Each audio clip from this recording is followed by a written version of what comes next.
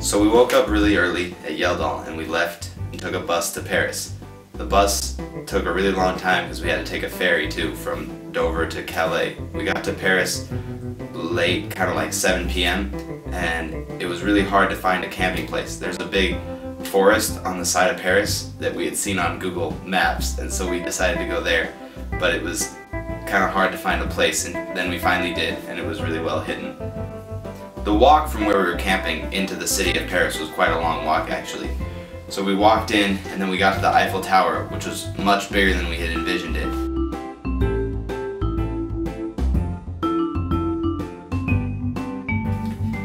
As we were walking home to our campsite from Paris, it was raining really hard and we had our backpacks, and we decided to stop in at a metro stop because it was the only shelter we could find.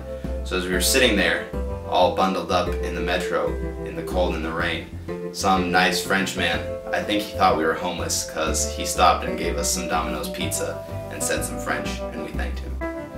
One thing that was really nice, throughout our trip we found out that certain museums and certain attractions are free for certain ages at certain times. And that was the case with the Louvre, so we saved a lot of money and got to see the Mona Lisa and lots of famous statues for free.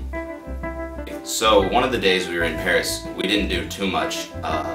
We were sitting by the river and it had been really cold, especially at night, and Steven and I didn't bring enough cold weather gear, so we were thinking and contemplating how we might have to buy some. But thankfully, we found a pile of clothes, including a kind of brown and blue striped sweater that I wore for the entire trip, and a red scarf that Steven wore for most of the trip. So that was a nice find.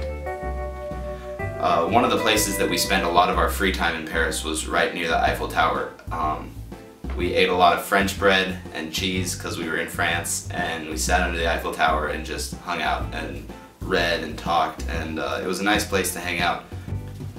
So we got up our last morning in Paris, and we kind of felt like we had been in Paris too long, so we decided to go to the small city that we were flying out of, which is called Beauvais, a day early.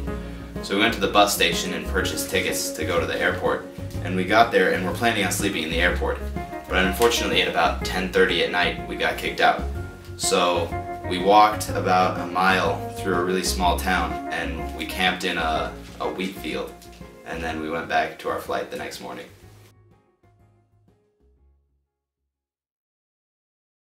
Here we found a little piece of street art from Space Invader. Richard's favorite guy, so look at it. Right in front of the Eiffel Tower.